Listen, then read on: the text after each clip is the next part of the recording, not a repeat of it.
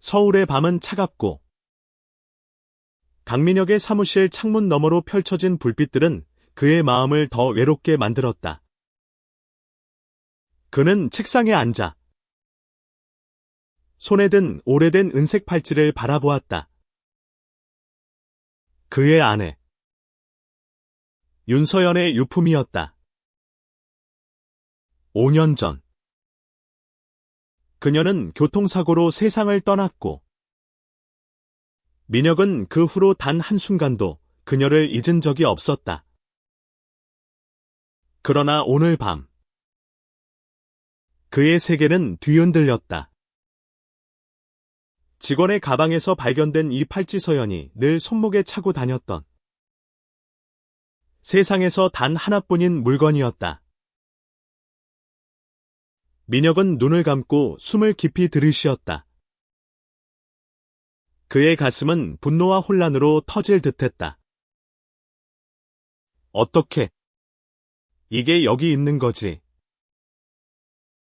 그는 혼잣말로 중얼거리며 책상 위에 놓인 서류 더미를 밀쳐냈다. 그의 회사 강성그룹은 한국에서 가장 큰 IT 기업 중 하나였다. 민혁은 냉철한 사업가로 알려져 있었지만 오늘 밤만큼은 그 어떤 논리도 그의 감정을 억누를 수 없었다. 그의 시선은 사무실 문으로 향했다. 문 너머 이서준이라는 젊은 직원이 기다리고 있었다. 서준은 민혁의 비서로 입사한 지 불과 6개월. 조용하고 성실한 28세의 청년은 늘 민혁의 신뢰를 받았다. 하지만 오늘 민혁이 우연히 서준의 가방을 열어본 순간 모든 신뢰는 산산조각 났다. 그 안에는 서연의 팔찌가 있었다. 민혁은 서준을 호출했고 이제 그는 진실을 알아야 했다. 문이 열리고 서준이 조심스럽게 들어왔다. 그의 얼굴은 창백했고 손은 미세하게 떨리고 있었다. 강 회장님, 부르셨습니까? 그의 목소리는 작았지만 그 안에는 두려움이 가득했다.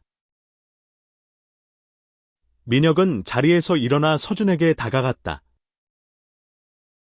이게 뭐지? 그는 팔찌를 서준의 얼굴 앞에 내밀었다. 서준의 눈이 커지며 순간적으로 숨을 멈췄다. 말해. 이게 왜 내 가방 안에 있는 거야? 민혁의 목소리는 낮았지만 그 안에 담긴 분노는 날카로운 칼처럼 서준을 찔렀다. 서준은 말을 잃은 듯 고개를 숙였다. 그는 말을 더듬었지만 민혁은 참을성이 없었다. 내 아내의 유품이다. 이건 그녀가 늘 차고 다녔던 거야. 내가 이걸 어떻게 가지고 있는 거지? 민혁의 목소리가 떨렸다.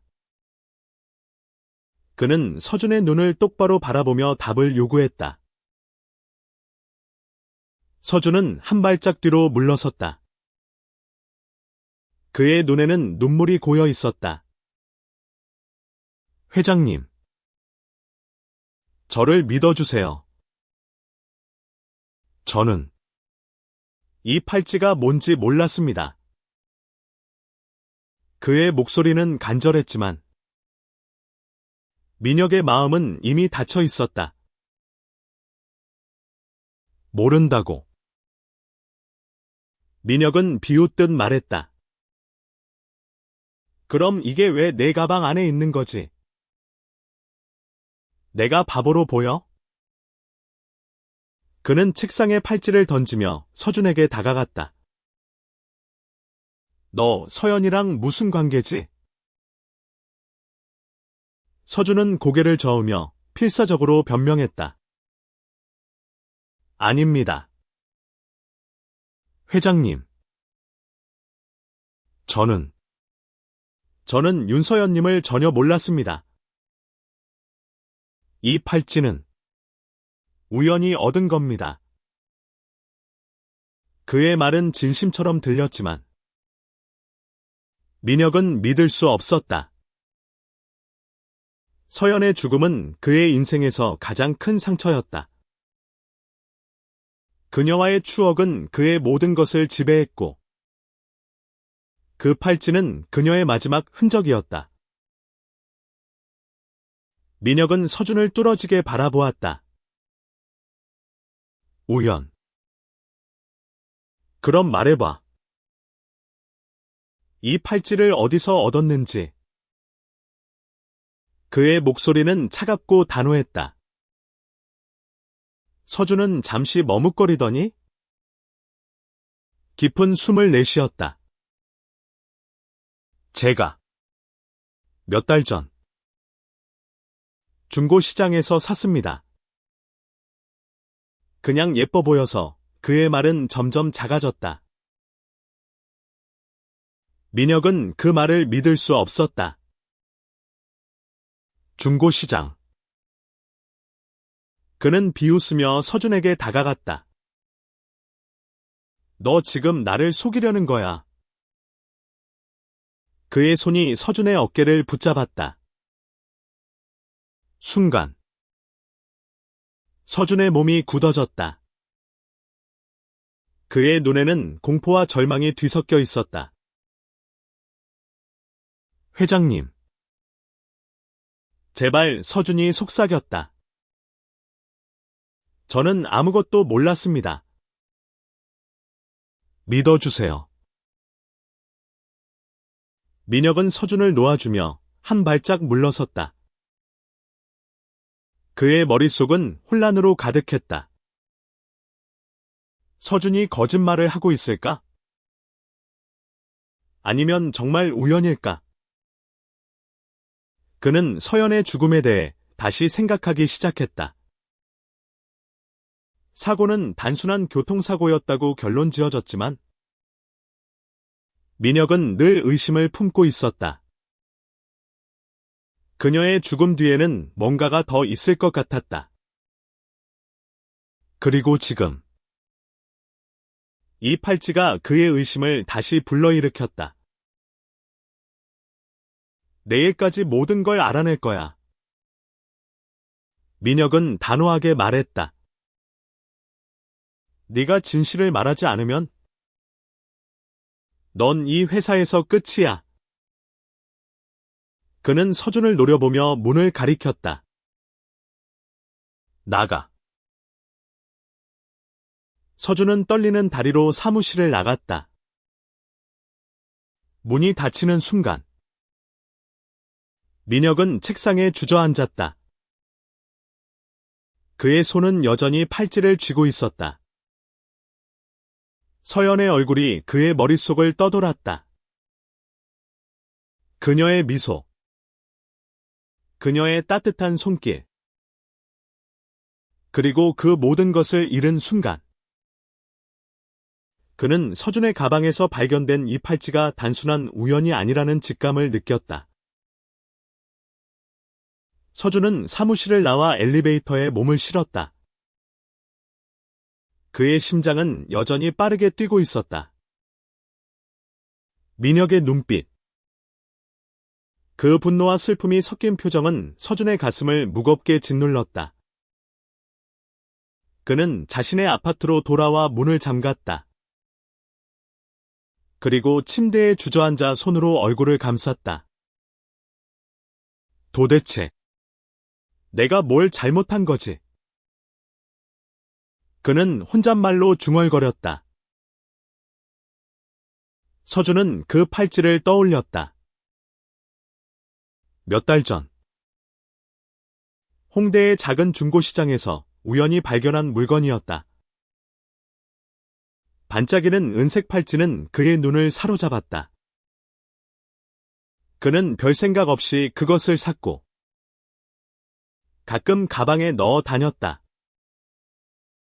하지만 그게 강민혁 회장의 아내의 유품일 줄은 꿈에도 몰랐다.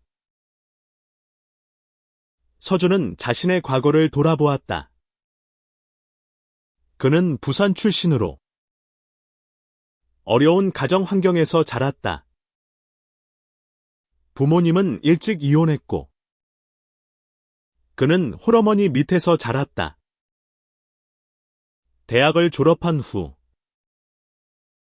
그는 서울로 올라와 강성그룹에 입사했다. 민혁의 비서로 일하면서 그는 늘 성실하게 일했다. 하지만 그의 개인적인 삶은 복잡했다. 서준은 자신이 게임을 일찍부터 깨달았지만 누구에게도 말하지 않았다. 한국 사회에서, 특히 대기업에서 일하는 그로서는 자신의 정체성을 드러내는 것이 위험했다. 그는 책상 위에 놓인 사진을 바라보았다. 그 사진에는 그의 첫사랑, 김태연이 있었다. 태연은 서준의 대학 동기였고, 둘은 짧지만 강렬한 사랑을 나눴다. 하지만 태연은 졸업 후 가족의 반대로 외국으로 떠났고, 서준은 그 이후로 마음의 문을 닫았다. 태연과의 추억은 서준에게 유일한 위안이었지만, 동시에 가장 큰 아픔이었다. 서준은 다시 팔찌를 떠올렸다. 그는 자신이 그 팔찌를 어디서 샀는지 정확히 기억해야 했다. 그는 노트북을 열고 중고시장의 판매자를 찾기 시작했다. 하지만 그 시장은 임시로 열린 곳이었고, 판매자의 정보는 거의 남아있지 않았다. 서준은 절망감에 빠졌다. 내가 정말 잘못한 게 없는데, 그는 혼잣말로 중얼거렸다.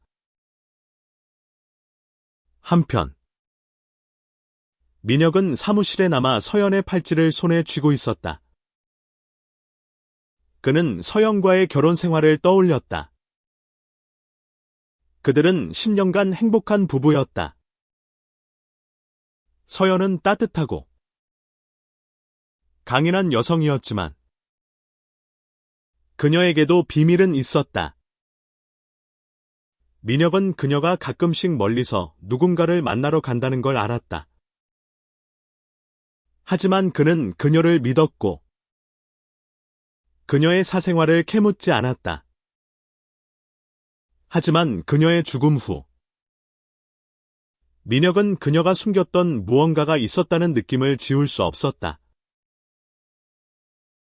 민혁은 자신의 비서실장 박지영을 불렀다.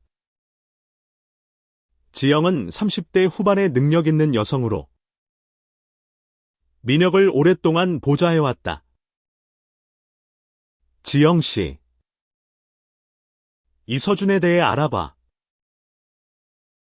민혁은 단호하게 말했다. 그의 배경, 가족, 친구, 모든 걸. 지영은 고개를 끄덕였다. 알겠습니다. 회장님. 하지만 혹시 무슨 일이 있으신 건가요? 그녀는 조심스럽게 물었다. 민혁은 잠시 망설이다가 말했다. 그의 가방에서 서연의 팔찌가 나왔어. 그의 목소리는 낮았지만 감정이 억눌려 있었다. 지영의 눈이 커졌다. 그게 어떻게 가능하죠? 그녀는 놀란 표정으로 물었다. 그걸 내가 알아내려는 거야. 민혁은 단호하게 말했다. 그리고 서연의 사고. 다시 조사해. 뭔가 놓친 게 있을지도 몰라. 지영은 고개를 끄덕이며 사무실을 나갔다. 민혁은 다시 팔찌를 바라보았다. 그의 마음은 갈등으로 가득했다. 서준이 단순한 직원인지, 아니면 서연의 죽음과 관련된 누군가인지, 그는 진실을 알아내야 했다. 며칠 후, 서준은 회사에서 점점 더 불안해졌다. 동료들의 시선이 따갑게 느껴졌고, 민혁의 태도는 점점 더 차가워졌다. 서준은 자신이 언제든지 해고될 수 있다는 두려움에 시달렸다. 그는 민혁에게 진실을 증명해야 했다. 그는 다시 홍대의 중고시장으로 향했다. 혹시라도 판매자를 찾을 단서를 얻기 위해. 시장에서 그는 몇몇 상인들에게 팔찌에 대해 물었다. 대부분은 기억하지 못했지만 한 노점 상인이 희미한 기억을 떠올렸다. 그 팔찌. 아마 외국인 남자가 팔았던 것 같아요. 점고. 좀 우울해 보였어요. 노점 상인의 말에 서준은 귀를 기울였다. 그 사람 이름이나 연락처 아시는 거 없나요? 서준이 간절히 물었다. 노점 상인은 고개를 저었다. 그냥 지나가는 손님이었어요. 근데 그 사람이 팔찌를 팔면서 좀 망설였던 게 기억나네요. 뭔가 소중한 물건 같았어요. 서준은 그 정보를 바탕으로 더 파고들었다. 그는 자신의 친구, 해커로 활동하는 최민수에게 도움을 청했다. 민수는 서준의 오랜 친구로 그의 성정체성을 아는 몇 안 되는 사람 중 하나였다. 민수야. 제발 도와줘. 이 팔찌의 출처를 알아내야 해. 서준은 간절히 부탁했다. 민수는 서준의 다급한 표정을 보고 고개를 끄덕였다. 알았어. 근데 이거 위험한 일 아니야. 강민혁 회장이 관련된 거면 그는 걱정스러운 표정으로 말했다. 나도 알아. 서준이 말했다. 하지만 내가 진실을 밝히지 않으면 난 모든 걸 잃어. 민수는 중고시장의 CCTV 영상을 해킹해 외국인 남자의 흔적을 찾기 시작했다. 몇 시간 후, 그는 서준에게 전화했다. 서준아. 찾았어. 그 팔찌 판 남자. 이름은 제이슨 리. 한국계 미국인이야. 몇 달 전 홍대에서 잠깐 머물렀던 것 같아. 서준의 심장이 뛰었다. 제이슨 리 그 사람이 서연의 팔찌를 어떻게 가졌지? 그는 혼잣말로 중얼거렸다. 그는 민수에게 감사의 말을 전하며 제이슨 리를 찾기 시작했다. 한편 민혁은 지영에게서 서준의 배경에 대한 보고를 받았다. 이서준. 부산 출신. 홀어머니 밑에서 자랐고 특별한 범죄 기록은 없어요. 대학 동기 중 김태현이라는 사람이 있었는데 현재는 미국에 거주 중입니다. 지영은 차분하게 보고했다. 민혁은 김태현이라는 이름에 귀를 기울였다. 그 사람에 대해 더 알아봐. 그리고 서연의 사고 기록. 뭔가 이상한 점이 있나? 지영은 고개를 끄덕였다. 사고 당시 경찰은 단순 교통사고로 결론 내렸지만 몇 가지 의문점이 있어요. 사고 현장에 있던 차량 중 하나가 등록되지 않은 차량이었어요. 그리고 그 차량의 운전자는 끝내 찾지 못했죠. 민혁의 눈이 날카로워졌다. 그 차량. 지금이라도 추적할 수 있나? 해보겠습니다. 회장님. 지영은 단호하게 대답했다. 민혁은 다시 팔찌를 손에 쥐었다. 그의 머릿속은 점점 더 복잡해졌다.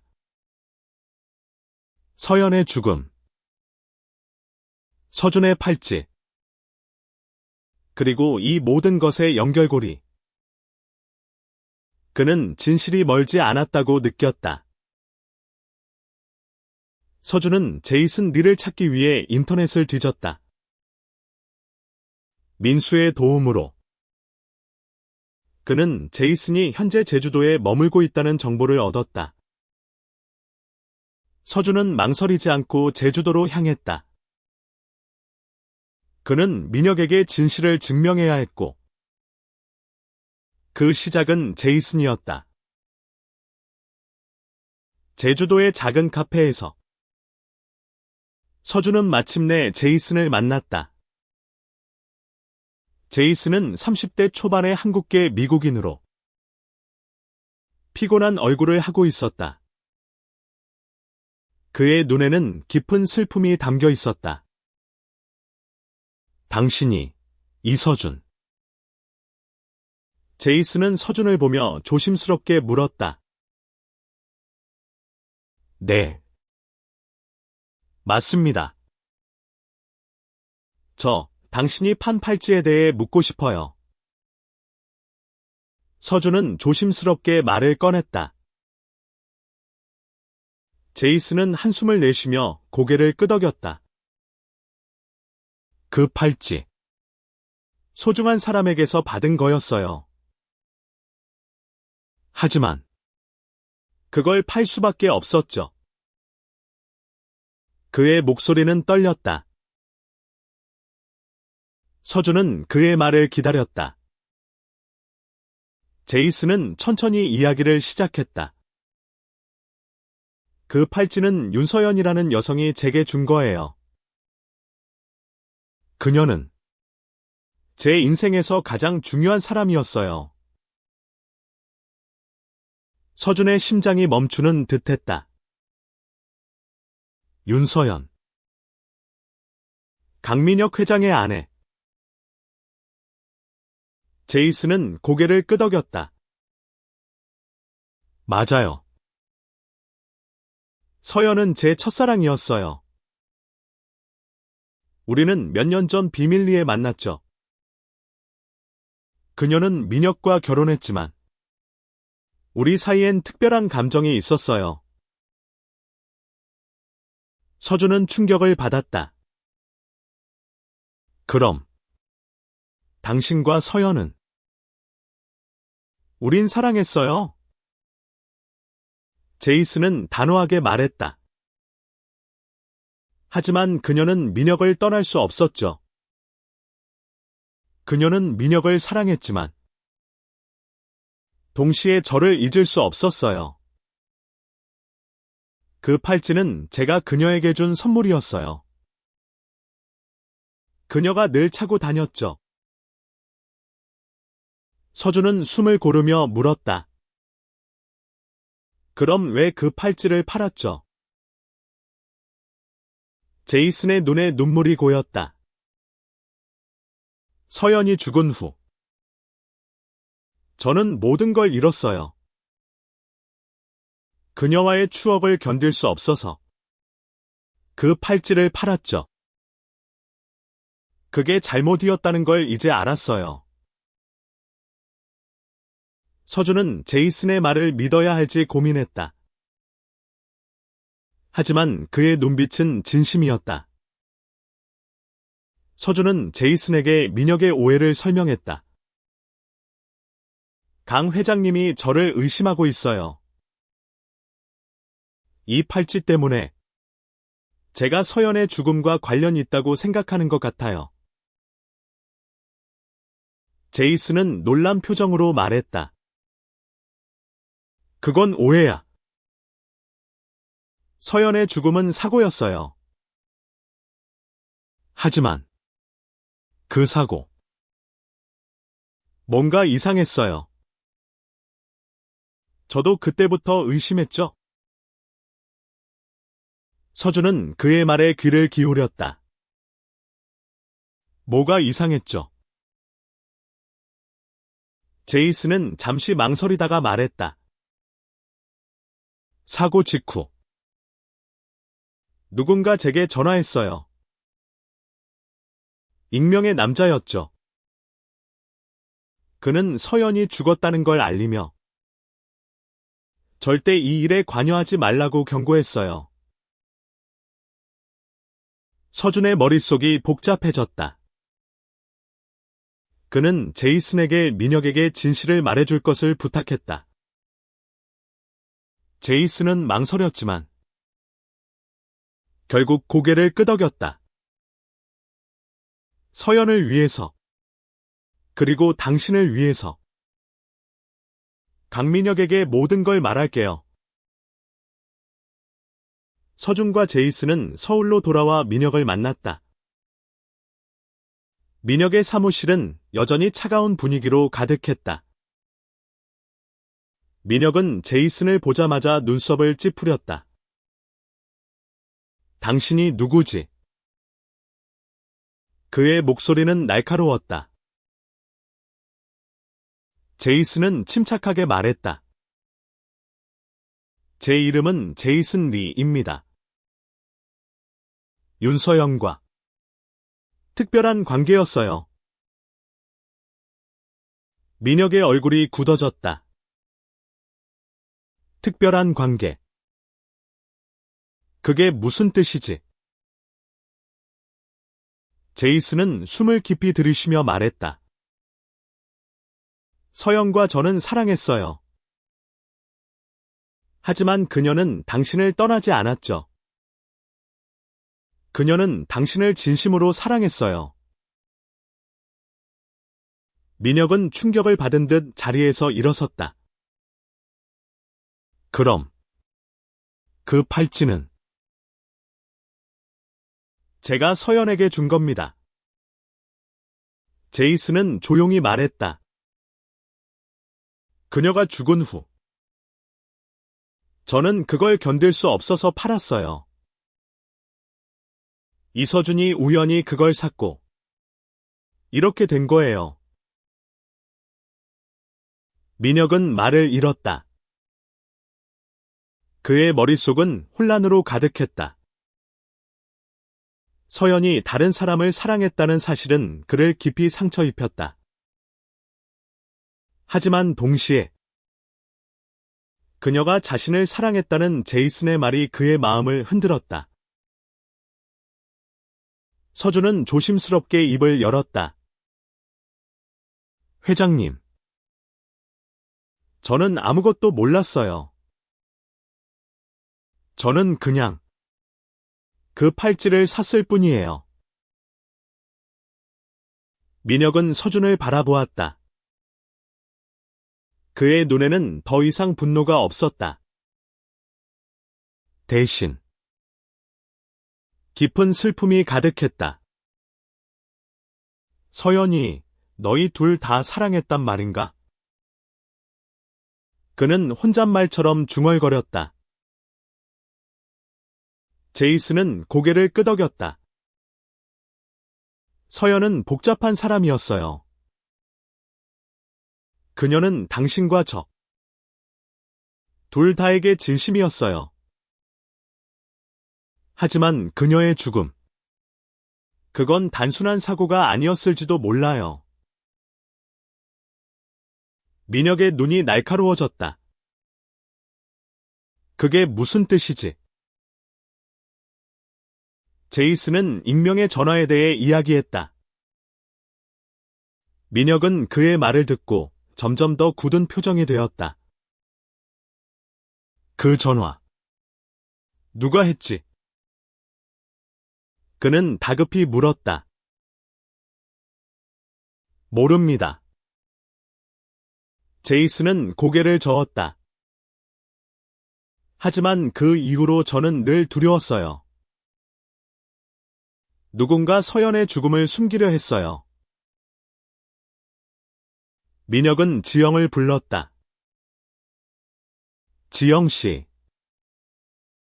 사고 기록을 다시 조사해. 이번엔 끝까지 파고들어. 지영은 고개를 끄덕이며 사무실을 나갔다. 민혁은 제이슨과 서준을 바라보았다. 너희 둘 다 서연을 사랑했다면? 나와 함께 진실을 찾아줘. 며칠 후. 지영은 민혁에게 새로운 정보를 가져왔다. 회장님. 사고 당시의 미등록 차량. 그 차량이 강성그룹의 경쟁사 한진테크 소유였던 걸로 확인됐습니다. 지영의 목소리는 단호했다. 민혁은 놀란 표정으로 물었다. 한진테크. 그들이 왜? 아직 확실하지 않지만. 한진테크의 CEO. 최영훈이 당시 서연과 비밀리에 만난 적이 있다는 기록이 있어요. 지영은 서류를 내밀며 말했다. 민혁은 서류를 훑어보며 이를 악물었다. 최영훈은 민혁의 오랜 라이벌이었다. 강성그룹과 한진테크는 늘 치열한 경쟁을 벌여왔다. 최영훈이 서연의 죽음과 관련이 있을까? 그는 혼잣말로 중얼거렸다. 서준과 제이슨은 민혁의 요청으로 조사에 동참했다. 서준은 자신의 친구 민수를 다시 불러 한진테크의 내부 정보를 캐냈다. 민수는 한진테크의 서버에서 이상한 이메일을 발견했다. 이거 봐. 서준. 최영훈이 누군가에게 서연의 동선을 알려준 메일이야. 사고 직전에 보낸 거야. 서준은 그 이메일을 민혁에게 보여주었다.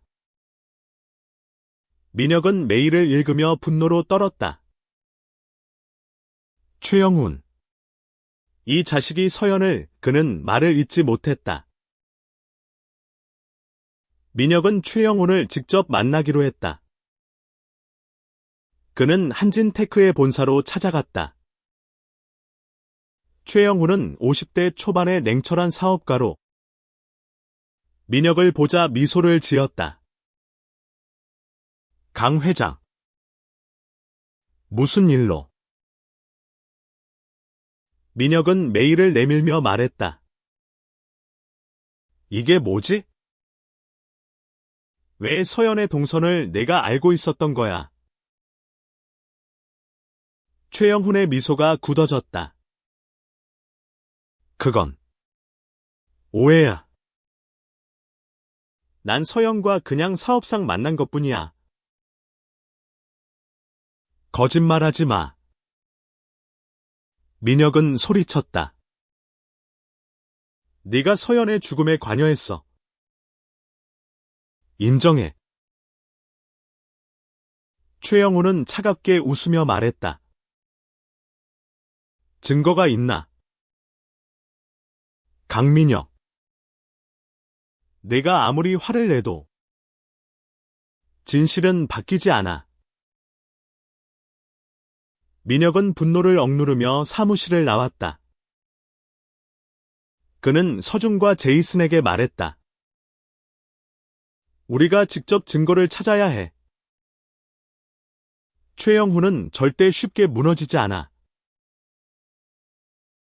서준은 민혁과 제이슨과 함께 최영훈의 비리를 파헤치기 시작했다. 그들은 민수의 도움으로 한진테크의 비밀 서버에 침투했다. 그곳에서 그들은 충격적인 사실을 발견했다. 최영훈은 서연이 강성그룹의 신기술에 대한 정보를 빼내기 위해 그녀를 협박했었다. 서연은 이를 거부했고, 최영훈은 그녀를 제거하기 위해 사고를 조작했다.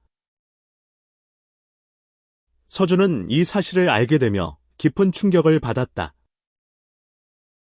그는 민혁에게 모든 것을 밝혔다. 민혁은 눈물을 흘리며 말했다. 서연, 넌 왜 나한테 아무 말도 안 했어?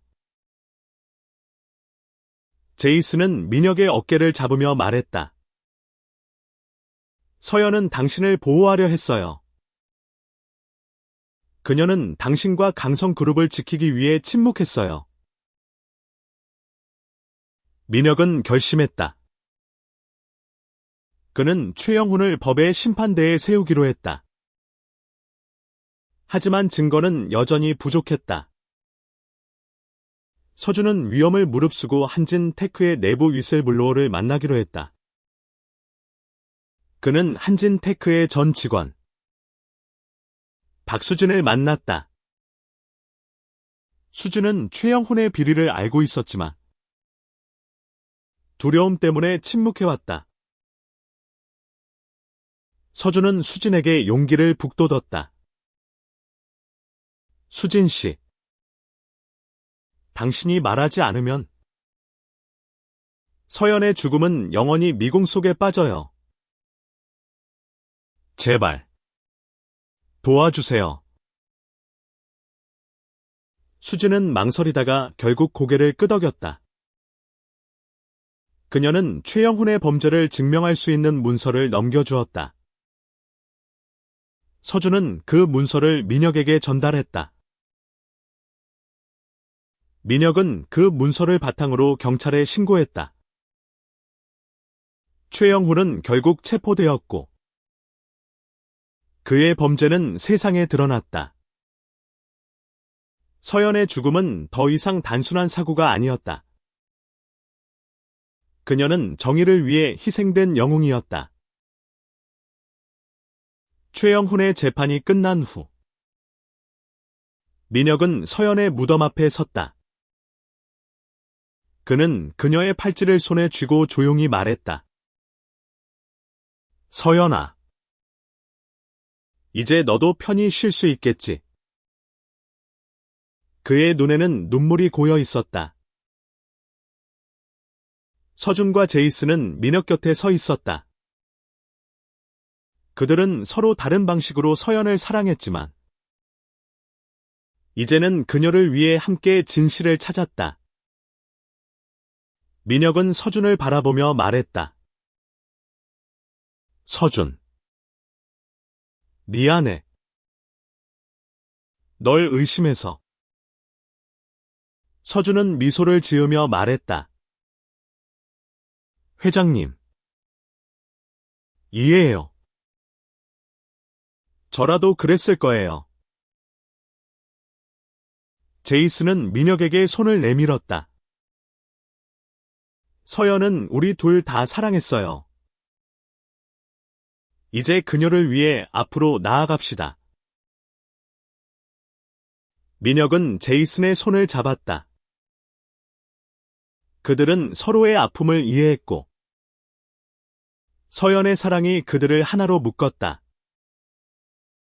서준은 자신의 성정체성을 민혁에게 밝혔다. 회장님,